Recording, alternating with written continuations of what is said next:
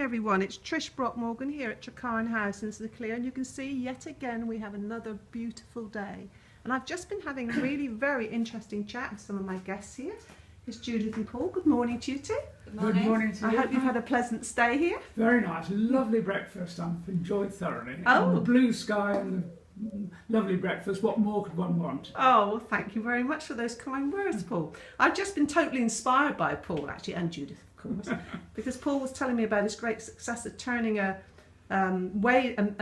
ailing company around. So, what do you think was the secret to that, then, Paul?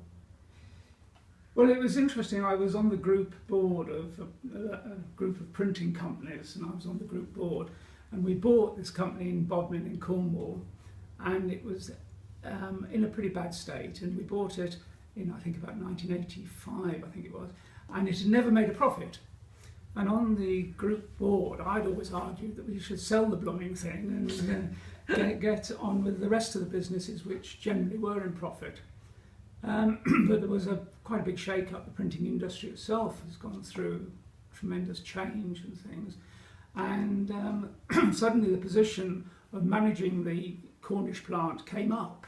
And with a new managing director in charge, he said, well, you've always been critical of the management of that place. Why don't you go down, see if you can sort it out. If you can't, close it down, which is what you said should be done in the first place.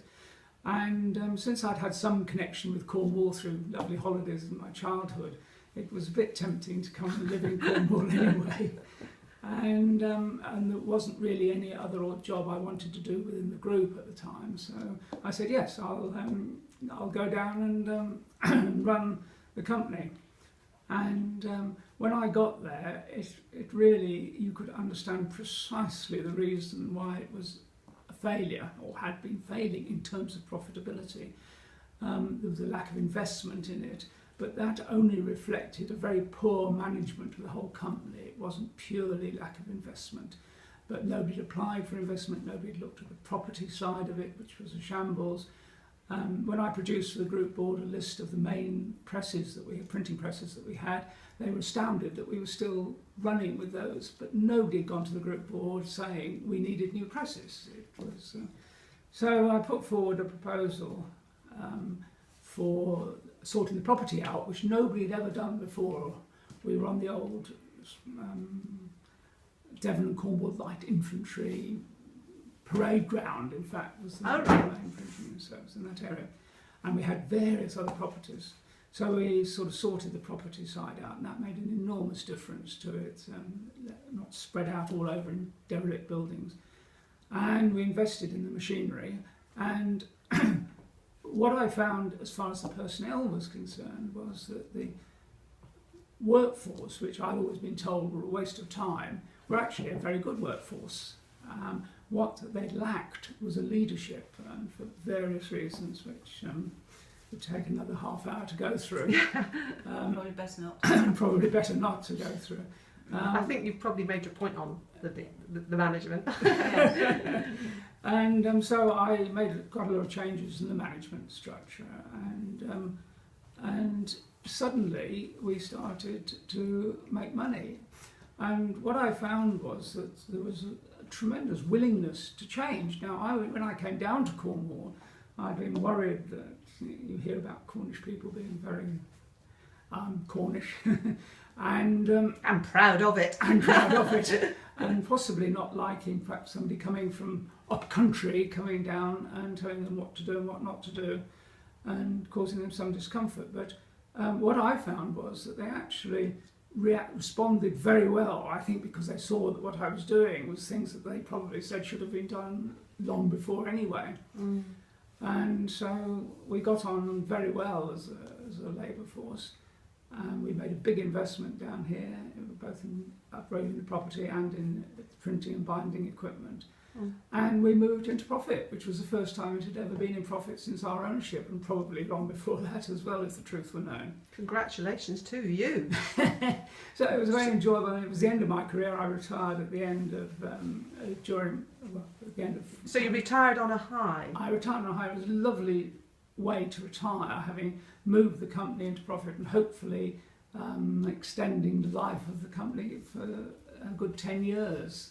Unfortunately, now it has gone bust, but that's another story which I could go exactly. into. Nothing for you to be sorry about. But I did find that going into the detail of things, people hadn't done that. They skated over the top of issues, and they hadn't tackled issues.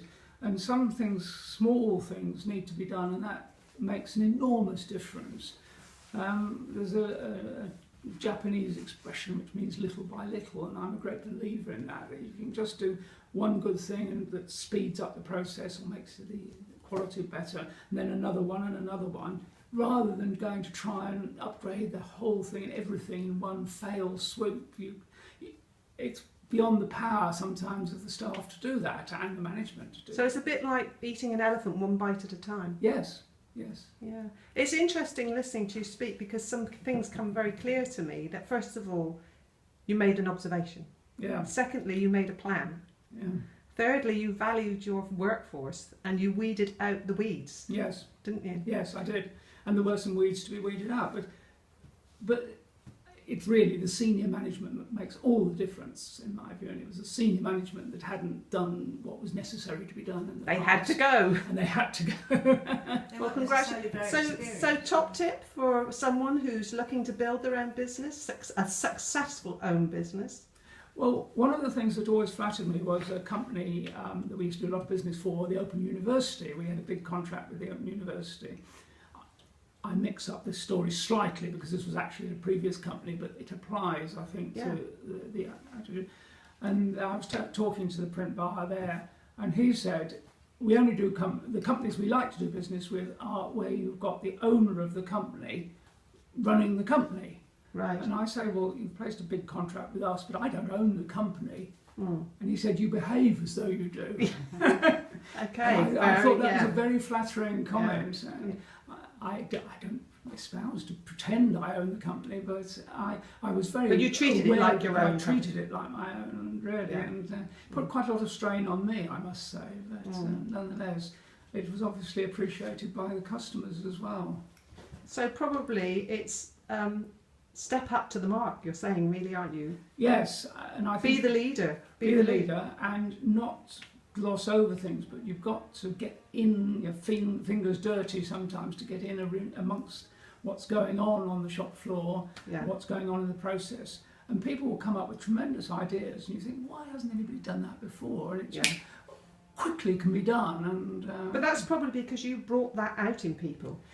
I think it is, and I've had some experience in the printing industry. I've been in the printing industry all my life.